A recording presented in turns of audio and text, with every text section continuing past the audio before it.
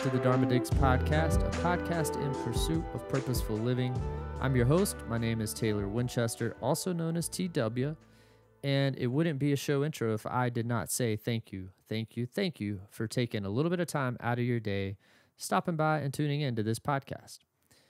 All right, episode number 6 was a wonderful conversation I had a few weeks back now, but this guest is someone I met many years ago now, but she is just an absolute amazing person and does so many really cool things for her community. She happens to be the founder and creator of Connect Beyond Festival, which is a multidisciplinary art and music festival that really explores how collaboration creates a narrative that can influence social change. She also happens to be the studio manager for Echo Mountain Recording, also in Asheville, North Carolina. And other than that, I mean, she does, like I said, a lot of really cool things for the community, and I'll let her tell you a little bit more about all the stuff she has going on. I thoroughly enjoyed this conversation. I hope that you do as well. And yeah, thanks again for being here. Now, without further ado, I will introduce you to Miss Jessica Tomasin. Hey, Jessica, thanks for being here. Hey, thanks for having me. Absolutely. We were just talking before we went live here about how busy you've been, and to give everybody a little bit of background, as I introduced you in the actual show introduction, being the manager for Echo Mountain Recording Studio. Why don't you give a little background on yourself, but talk a little bit about what you've been up to for the last month or two, and then what you got going on right now and what's keeping you so busy. Sure. So, I've been the studio manager here at Echo Mountain from the start, which for me will be 15 years in January. And we're a full service analog digital recording studio. We have clients that come from all over the country and all over the world, and also serve a lot of artists based in Western North Carolina. And then I also produce festivals and events, and I've been doing that for over a decade.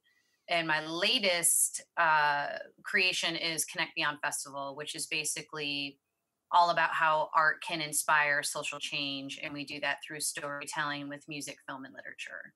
So that is, would have been my third year had it happened, but was postponed due to the pandemic, just like everything else.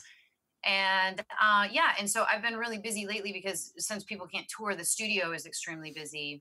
I also teach for Montreat College, and I've been teaching a festival production class. In fact, that's what I was doing right before this, was teaching my students, actually giving them a hard time too about the fact that they do their homework at 11:45 at night the night before, and right before class starts at 11 on Wednesday. And so that's been keeping me busy, and we've just been booked solid in the studio, and then been transitioning to doing some online events for Connect Beyond Festival. So we have our second virtual film screening this Saturday at 7 p.m. Eastern. Cool. Yeah, I was going to ask you a few of those things about kind of how you guys are evolving or pivoting in regards to Connect Beyond. But I don't think I realized that you taught at Montreat. That's cool. I didn't even realize that. So. Yeah, it's funny. I'm considered adjunct faculty, and I've been teaching with them for about 5 years. The Echo Mountain is part of their 4-year music business degree program. And so I teach music entrepreneurship. I teach studio management. I teach some marketing. And this is my first time teaching the festival production class, but I'm sure I'll be doing more of that in the future too. So it's been fun. I love teaching, and I've been getting more into it. I taught a arts and entrepreneurship class at Western Carolina in February of this year as well too. So it's fun. I like it. I like sharing my knowledge. Yeah, for sure. And very fulfilling, I imagine. My dad is he teaches and is the director of a writing center. And that's, as he transitioned into a teaching career, that was the big thing. I remember reading something or hearing him talk on a podcast about how he had kind of avoided it, but then once he kind of accepted it and dove into it, the fulfillment that came out of it was it's drew him into, now that's what he does full time outside of writing. So that's cool that you do that, and obviously I'm sure the students are super appreciative, and having access to somebody like yourself that has so much hands-on and real life experience in the world of music industry is something that a lot of people don't have access to. So I'm sure they find that valuable.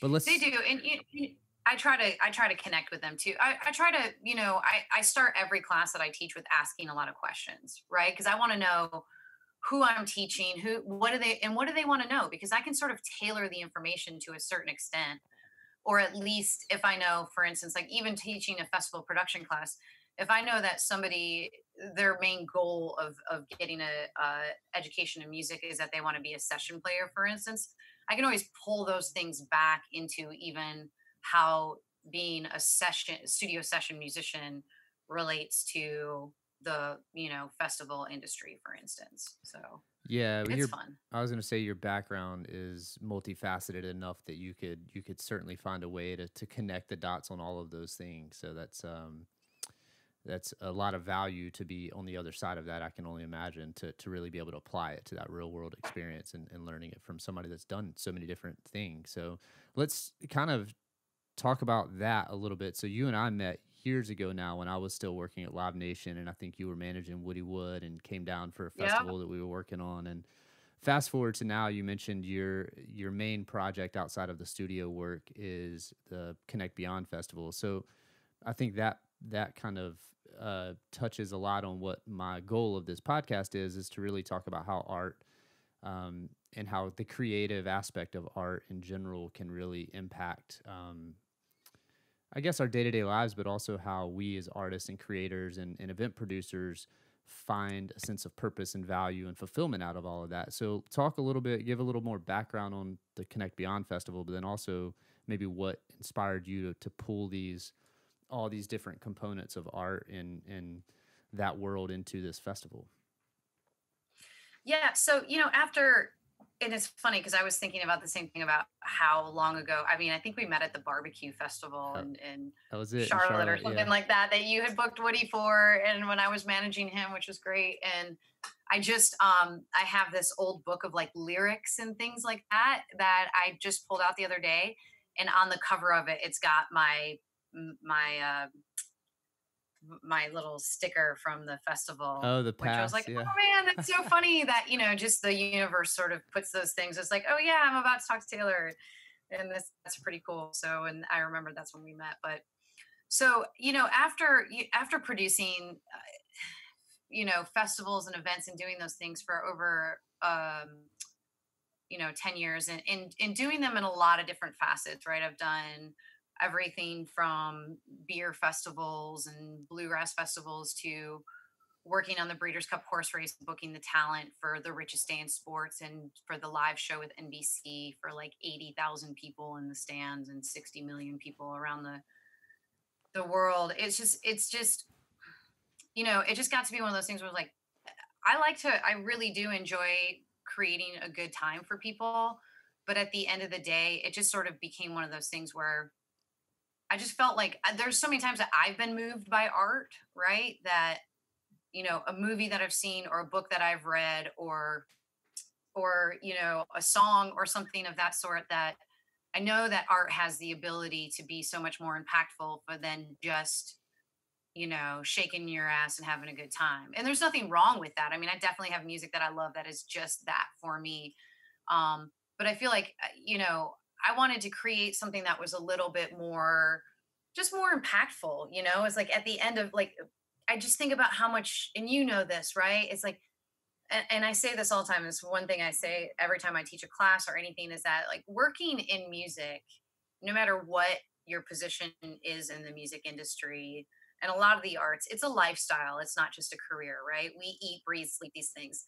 And when it comes to event production, festival production, it is not for the faint of heart. It is so much time and energy and grueling work to put something on, even small events. Like today, Music Video Asheville is going on downstairs in the studio. And I didn't have anything to do with it, right? I recorded one little video for them yesterday for one of the categories. But, Marisa Blake, who's involved, she's like, girl, I mean, I don't even do this she's like, this is so much work. And I was like, I know, I get it.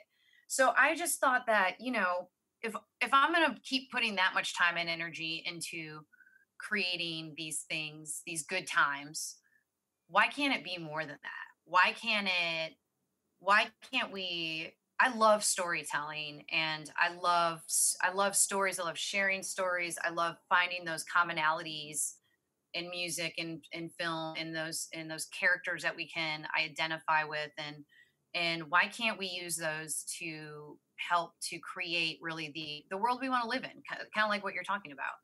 And so, I started this, and I didn't want to just do music, because I also, the reason why it's called Connect Beyond is like, I love connecting people. I've always, like, people are always, you're a connector, that's what you do. And I really love that part of it as well. And so I was like, if music can be a universal language, and art can be this unifying thing where we start to really understand more about other people and understand more about ourselves, why can't we come together and share these stories in these different artistic formats, and talk about it, not just like, not just have not just watch a show. I mean, it's this, and but let's find out more, like, how do we connect more with the artist? And so, or how do we connect more with the creator, whether that's a filmmaker, and then how do we put these people together in a room together, and then talk about the things that are facing all of us, whether you're a musician, or a journalist, or you're an activist, or of just like a community member, whether you're an accountant or those things. We all sort of have these sort of common goals of what we want in this world. So why not come, there's strength in numbers, so why not come together and use storytelling to address those issues, and also have those different difficult conversations, because that's the thing, is like, we're not talking about, we're trying to talk about the things that are hard to talk about. And here we are, when I started this a couple years ago, people were like, I don't get it, it doesn't make sense, oh, it's too heady, it's this or that, right? Flash forward to now, and people are like, oh, so you were just ahead of your time, right? Because now, like, holy crap, we got to talk about all this stuff that's like staring us in the face, it's systemic racism and climate change, and and poverty, and lack of resources to certain, to people in our own communities. Like, all of a sudden it's like, oh yeah, great, let's get back to that now.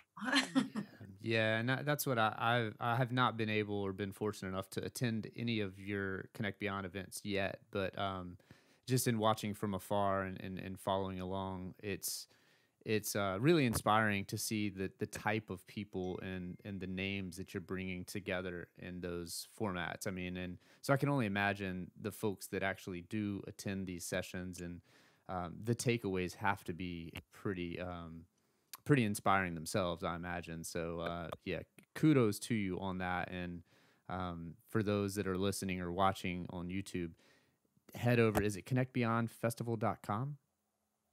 Yep, that's Okay. it. Yeah, check it out. It's usually every April, but so talk a little bit. I guess you said you've got a screening coming up this weekend. How are you and the festival evolving with COVID, and kind of what's your plan moving forward?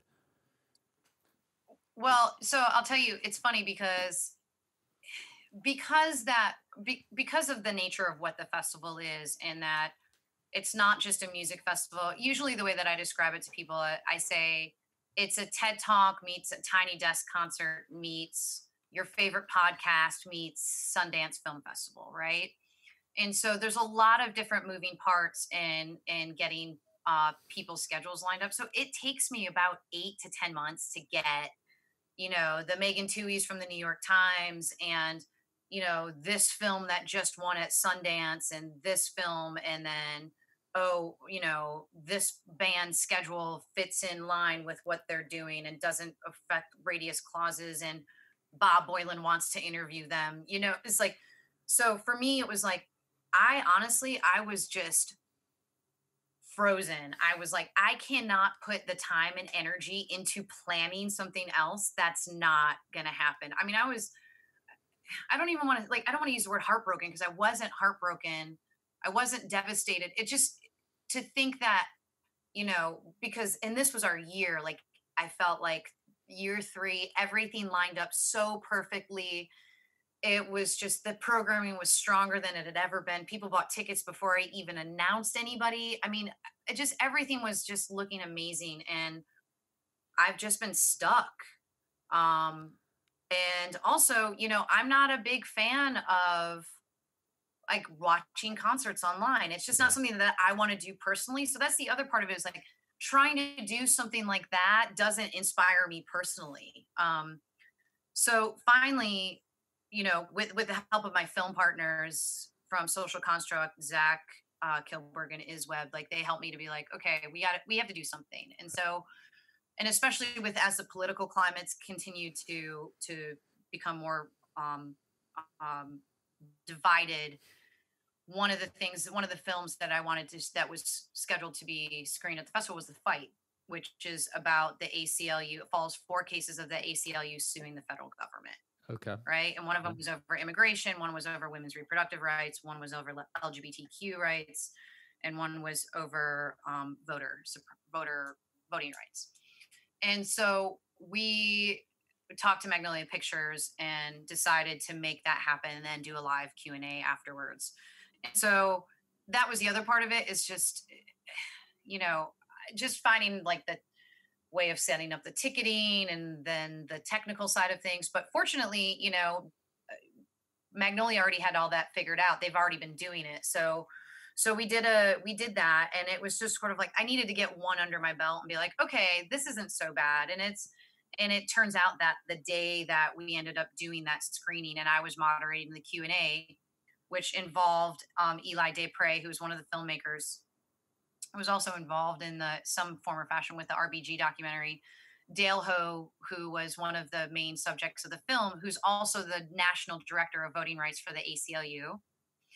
And then another woman that was she's a senior counselor at the North Carolina ACLU.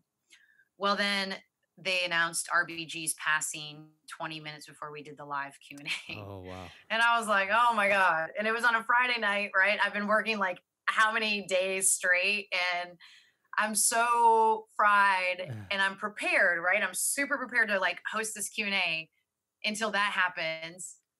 And, I'm a child of trauma, right? Like I've had a traumatic childhood. So it's like, I got those coping mechanisms down of just like, compartmentalize that. Don't deal with that. Let's move ahead. And it's just like, nobody else on that call was prepared to do that. And it was just like, RBG just died. Yeah. Holy shit. Let's talk about it. But it ended up being so great because, there was probably 20 people in the Q&A, and I got a flood of text messages and emails after just saying like, I'm so glad that I had that space and that place to be in community, because I was devastated about RBG. And also, Dale is, if you're going to ask anybody about what the next steps were going to look like, Dale's the guy to answer that freaking question, Right.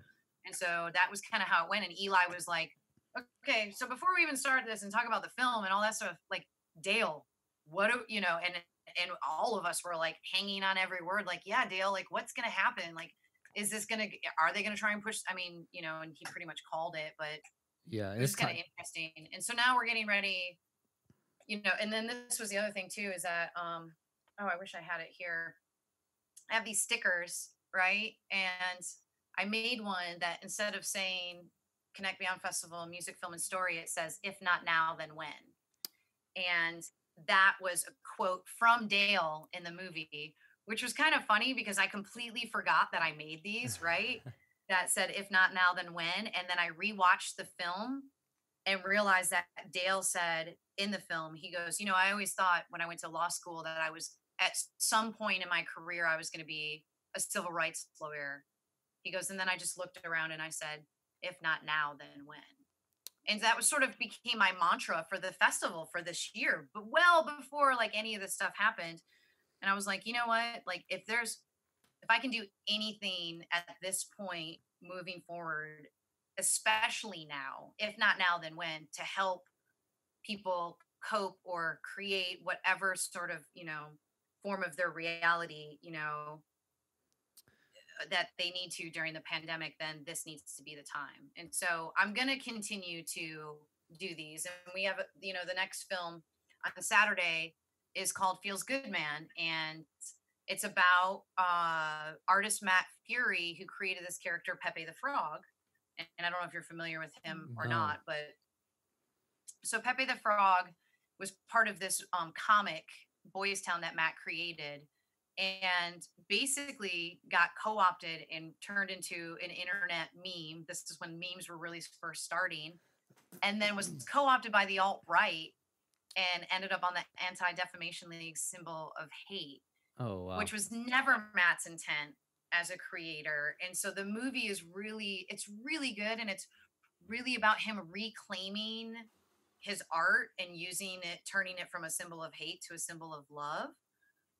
But it's also, so the film is great in that and the story itself, but also it's fascinating. Like, I didn't know anything about 4chan and about sort of these underground networks, on the internet of people, and that, how a lot of that like helped to get Donald Trump elected. Yeah.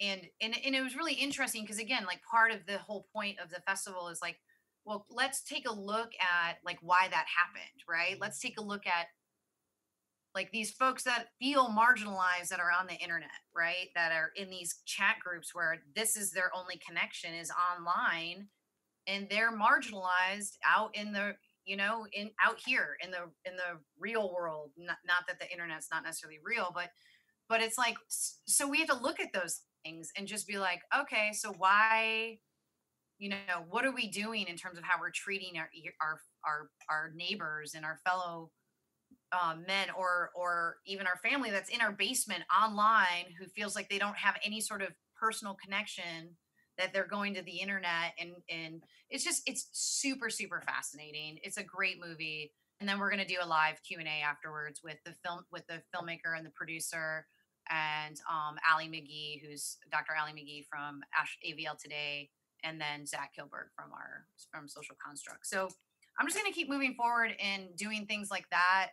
And then I'm going to start looking at doing some smaller in-person events as we can in 2021. But I'm still figuring that all out. I keep saying hard telling, not knowing, it's like, yeah, that's like every band that comes through the studio. I'm like, first question, I'm like, so when do you think, when do you have dates booked? Yeah. When do you think you're going to be touring again? And everyone's like, oh, well, we have dates booked this winter, but we know they're not going to go through. Right. Yeah, that whole world is I mean, I live in that world a little bit, both from a performer standpoint, but also then from producing events myself and booking talent. And it's so hard to put a finger on that. But to go back to Connect Beyond, it's really cool because I think like the concept of this podcast ties into all of the things you're talking about. And it's really neat to see. And I can only imagine maybe the fulfillment that comes from within, from you, from a standpoint of making all those connections and bringing these types of people that maybe live and play in different spaces together to really engage in those conversations, because I think that is ever more important, or it's never been more important than it is now. And to your point, it reminded me of I think the New York Times produced the podcast, but it's called Rabbit Hole. It talks about this guy that really got sucked into. I'll listen to it. Yeah, he only got his info from YouTube, and because of the algorithms, it drives him down this rabbit hole of content that is very specific and ends up being very, very like extremism. And so, yeah, I mean, we need to, as a society, address those things, but also talk about how do we build platforms, or how do we build these very necessary things that have come to in our like day-to-day existence, such as the internet and these different platforms, but how do we use them for social good and change and positive conversations? And I think it's hard to even really assess that right now without looking prior to how do we get here. And so, I look forward. So where would somebody find that info for these future screenings? Would that just be on the Connect Beyond Festival website? Best place to go? Yeah. Okay. Yeah. I mean, they can go to connectbeyondfestival.com and they can sign up for our mailing list. And that would probably be the best way. I mean, of course, we're on all the socials. And it's funny because have you seen The Social Dilemma yet? No, my sister-in-law like sent a text out to my wife and her family and was like, y'all have to watch this. And so I have a sense of what obviously it's going to be talking about and how it dives into what it dives into, but I haven't seen it myself. So I call it the Rabbit Hole 2.0. Okay. Right. So there's some of the same people from Rabbit Hole, the podcast, in that. but it's and it's really interesting because it's a lot of the people that, you know, created these different, you know, a lot of the higher ups Yeah, at these companies. And so while I'm like, you know, we're on the socials, but it's so funny because to me it's like they're just a necessary evil, right? It's absolutely. like you have to use them and put that stuff on, um Well, yeah, it's like you know, I see Facebook and people. Instagram. But I mean, I much rather just sign up for our mailing list, and we'll just really only email you when there's something that we think is interesting that you should know about, either that we're doing, or it's like if you're interested in what we're doing, well, sometimes, you know, we'll share like, well, this is happening and it's, you know, it's not a Connect event, but it's one of our partners or something of that sort that's worth checking out. So I'm trying to do more of that myself, of just not relying so much on social media, because also, you know, from like the producer side of it, from the promoter side, it just sucks that you can't, you know, like you're like, oh, Facebook's like you're trying to promote something, well, not without giving us some money. Yep. And you know, and I get that to a certain extent, but it's also, you know, when you're trying to share information for doing good things, it shouldn't be so hard to be able to connect with people. 100%, So yeah. And I haven't researched it, but I've seen like Gary Vaynerchuk, or he's pushing some new thing called Community. So I think it's a new mm, social platform, and like I said, I've done ooh. nothing other than see the ads that he's delivered to me. So speaking of ads, but I think it's funny because I see some folks even this morning. I logged onto Facebook and somebody had like shared an article that was talking about um, the Fed, or somebody looking into Google and all these things. And I'm like, you know, it's funny because people go on Facebook and complain about Facebook, you know, and about the way that they advertise to you and stuff. And it's like, what? Don't you know you're using this to complain about it? But Yeah, yeah, so it's the funny. vicious circle we live in. It is. It is. Like you said, it's a necessary evil. I mean, we definitely need some of that connectivity and community, but how do you cut through the clutter? I guess you would say. Well, Hmm. let's segue. I know you are limited a little bit on time, so let's talk a little bit about your TED Talk. I thought that was really cool.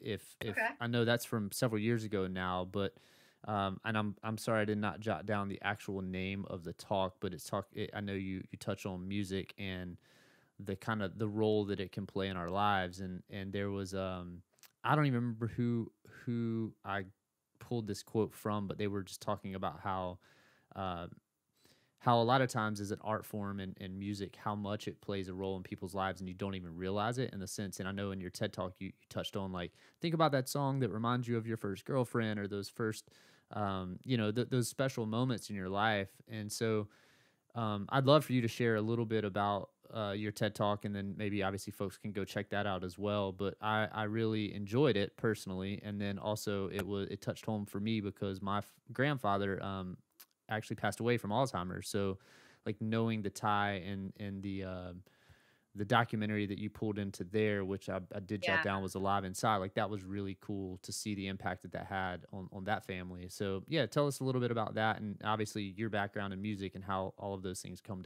together. Yeah. So, well, first, thank you. Thanks. And thanks for checking it out. So basically, you know, when you do a TED talk, it's like, what's the big idea? Right. And so mine was that music is essential to life, Essential. and That's you it. can Yeah. support your community and each other by supporting music, is basically what I was saying. And so, and the movie, by the way, the documentary, which if you haven't watched the whole thing, oh my gosh, it was like life changing for me. And that's part of what my TED talk is about, is that so Alive Inside is basically the effect that it documents the effect of music has on people with Alzheimer's or dementia. And so what I found out, actually, from Dr. Daniel Levitin, who's a neuroscientist and musician, who was one of the speakers at Connect Beyond Festival last year. Um, so the part of our brain that um, music accesses is so deep in our brain. Like we learned music before we learned language, right? And so it's so deep in the brain that these brain diseases typically don't affect that core part of the brain. And so that's why with I use this clip at the beginning of my TED talk of from Alive Inside, this woman, they're asking her this information about, who are you, where did you grow up, whatever. And she's like, I don't know. I don't know. I don't know. And then they play her a Louis Armstrong song. And she goes, the first time I heard this song was in fourth grade. I was going to my mom told me not to go to the dance, and I went to the dance, and she just, and then all of a sudden she's just talking all about her life. It brings her right back.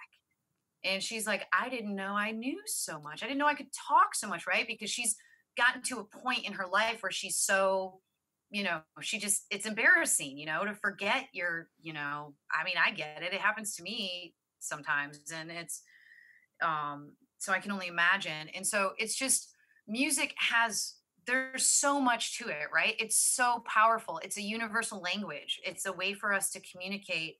It has this effect on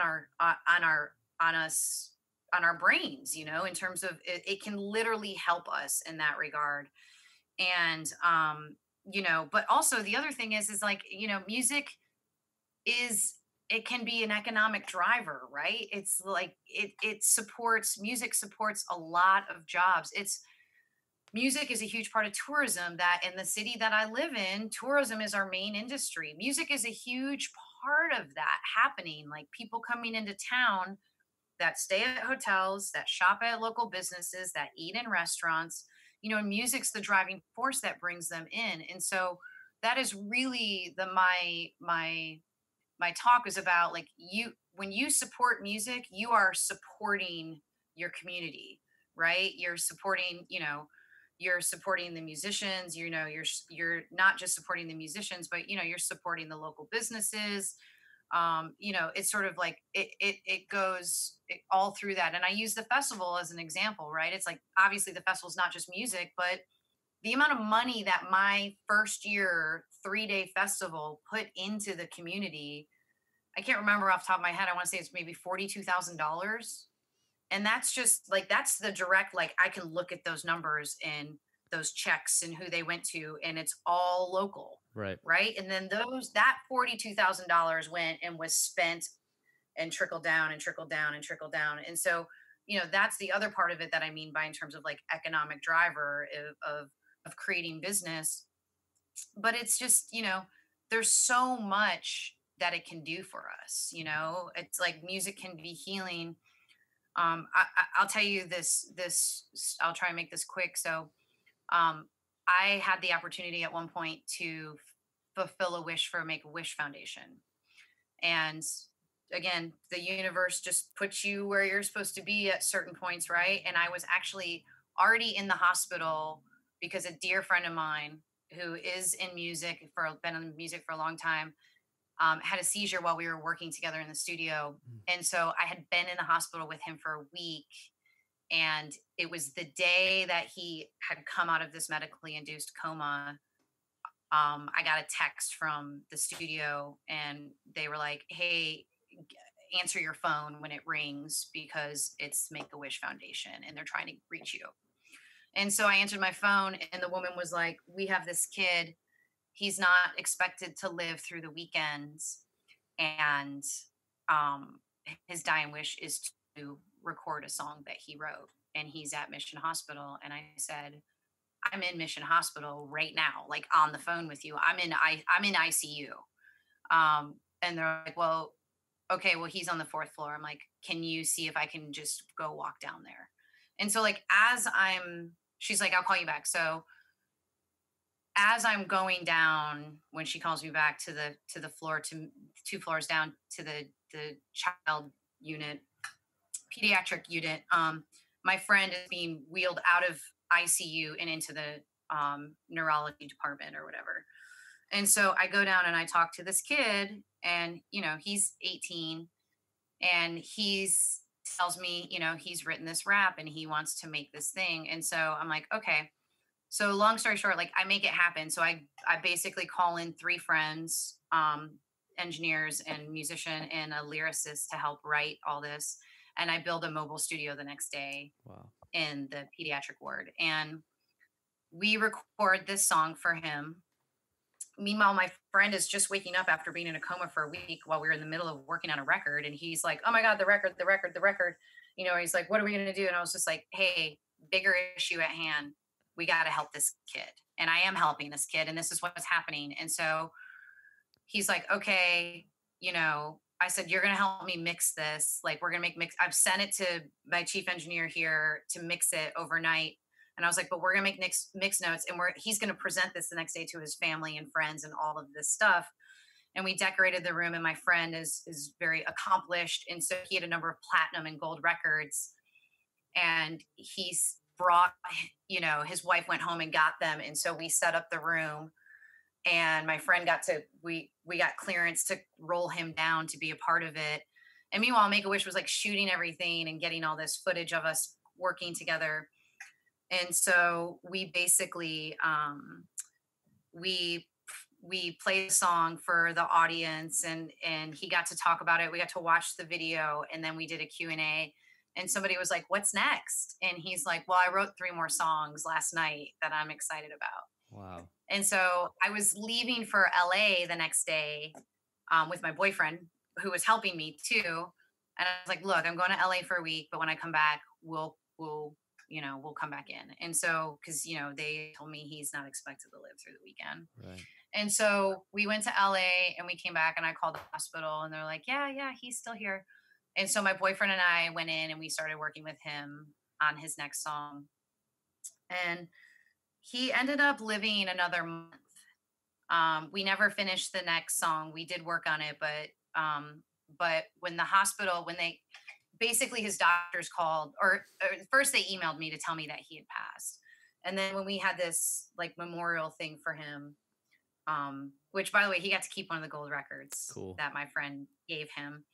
The doctors came up to me, and they're like, look, we just want to tell you that like what you did, it was the music that kept him alive. Like that, you fulfilling that wish for him was just the most amazing thing. And they're like, you gave his family another month with him.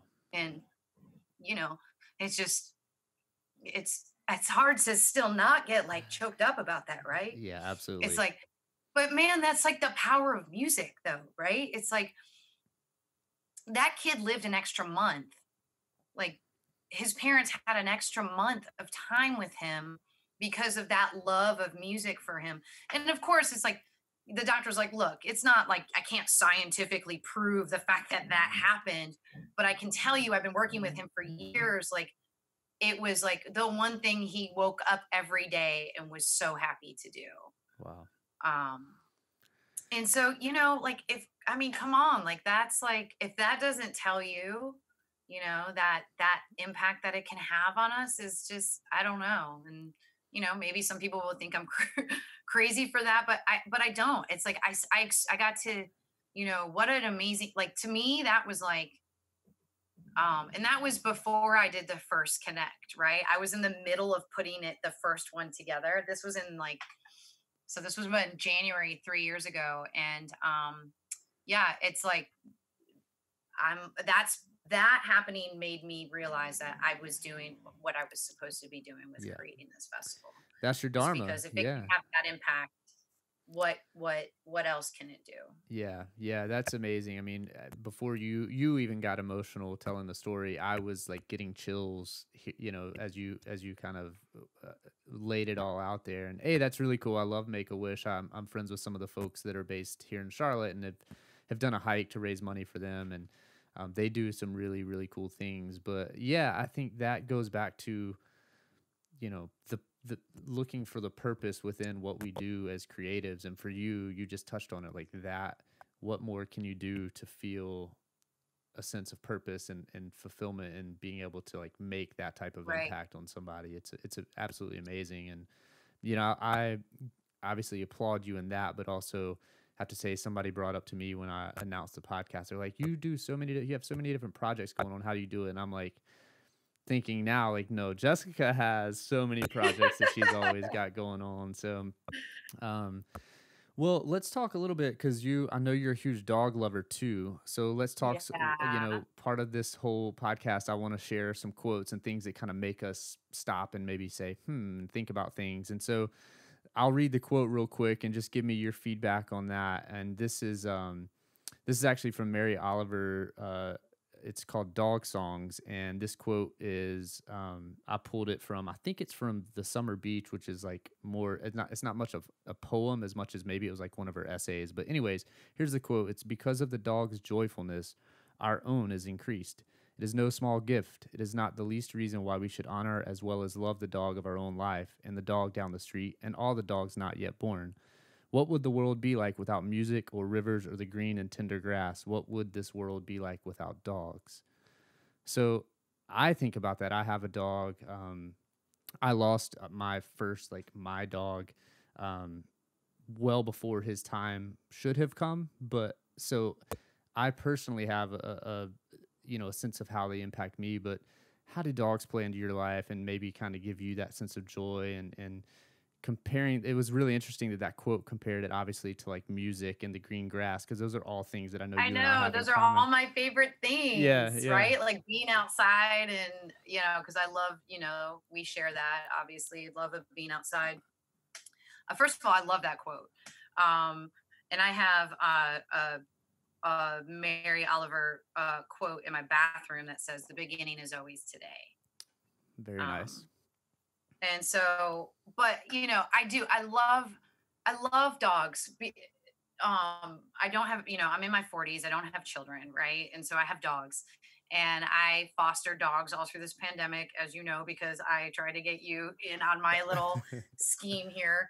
But just that unconditional love, and that dogs have, and dogs just there's no judgment from dogs, right? They don't care how bad your breath stinks in the morning, or any of that sort of thing. But also, it's like they're so dependent on us, right? It's like when I was I wasn't when I was talking about having a traumatic childhood earlier, the beauty of being a human is that I can do the work to get through that, right? And I can, like, whatever was bestowed upon me in terms of the way that others have treated me in the past, like I can work through that stuff. Like, dogs don't necessarily have the capacity to do that, right? It's like they're dependent on us. And so it's like that's one of the things about fostering, is like they don't generally, the dogs don't come to me because they're in good shape,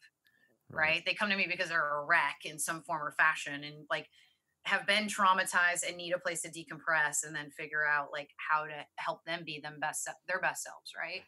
So they just, to me, like, dogs just make the world a better place. With they just bring so much joy. And it's funny because I wanted to bring my dog today. I have a foster fail, and Foster fail. but foster fail. Yeah, I fostered her and just decided to keep her, but she did not want to get out of bed. So things have changed from when I first got her 6 months ago. But yeah, it's just like, there's just something about that, the love that dogs give you.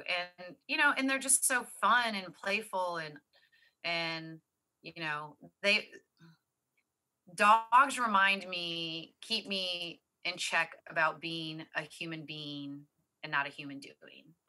Does that make sense? Wait, what was the last part? Not a human what? That I'm a human being, not a human doing. Human doing. Yes, yes. Right?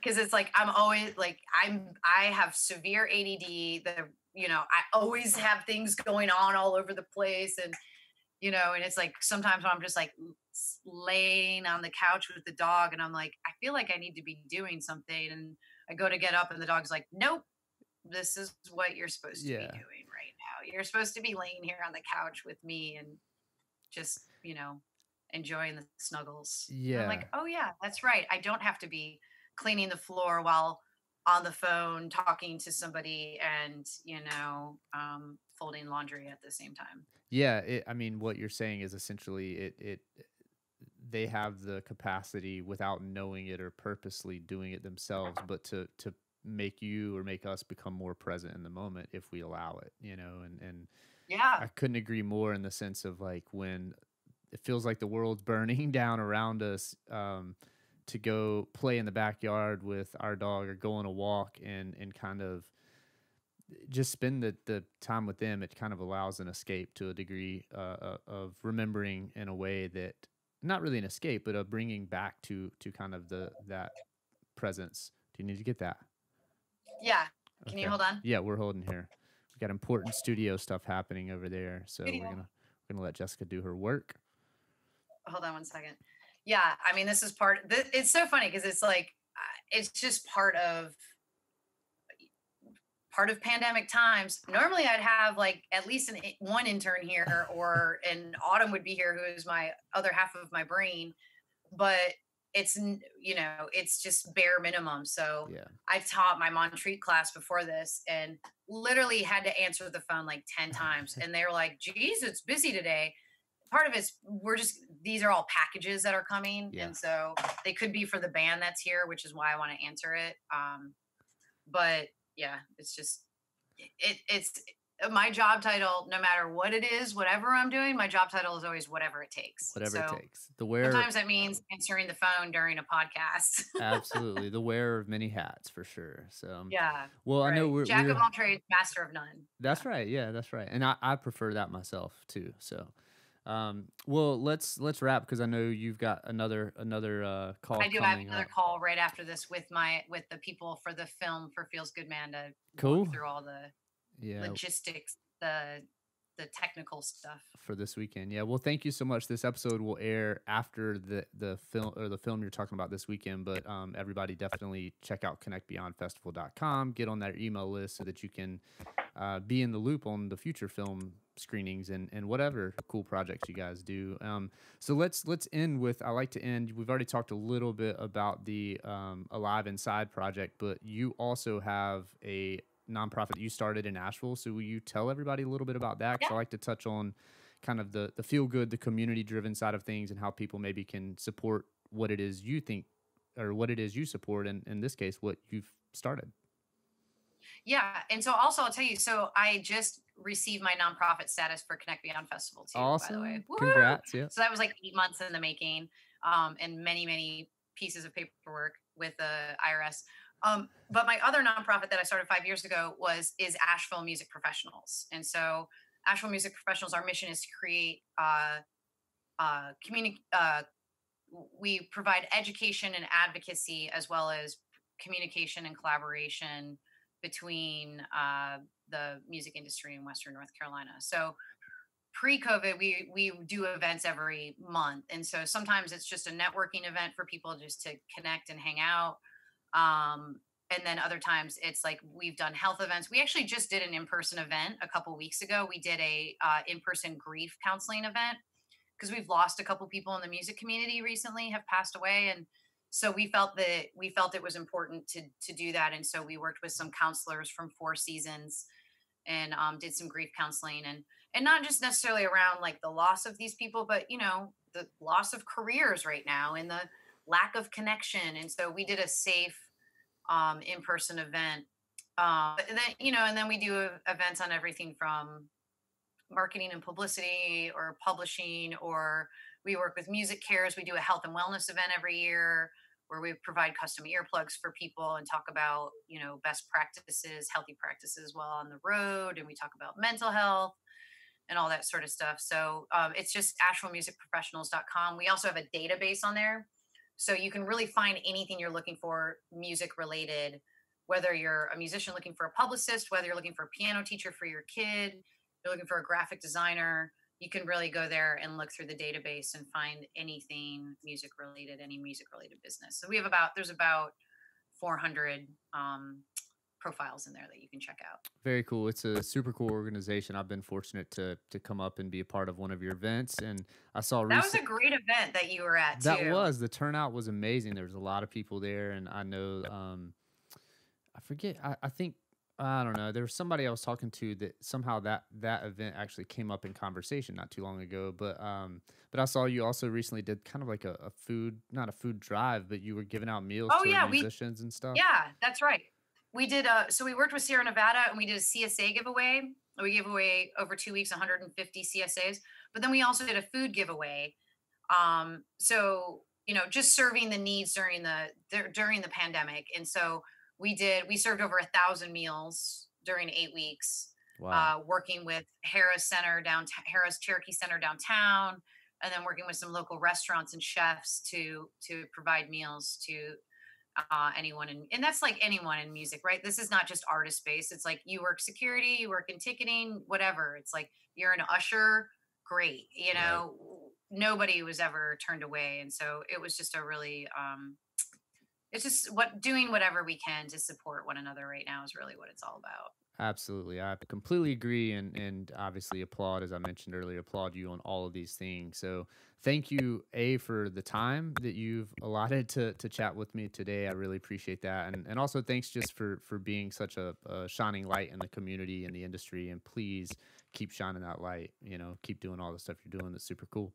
So thanks for joining and you me. too. I can't wait to check out more of your podcasts and some of the guests you've had on. And so keep doing it. I appreciate it. Yes, everybody go follow Jessica on the socials. Do you want to tell them, I don't know if you care if people follow you on your personal page, but obviously definitely go follow Connect Beyond Festival, follow the Asheville Music Professionals.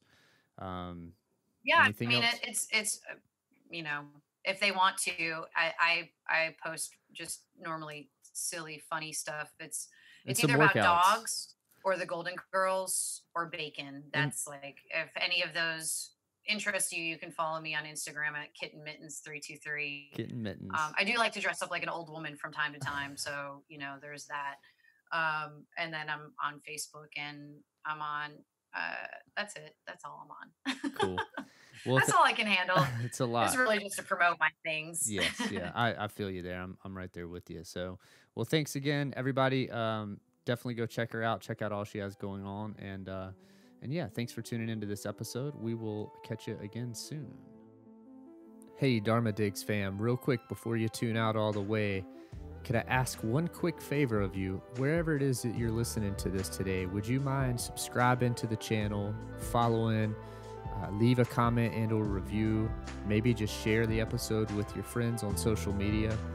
As much as I am super grateful that you have taken time to listen to this podcast, it would help me grow and maybe reach a few more listeners if you had a moment to share as well. So I hope that you're enjoying what you're hearing.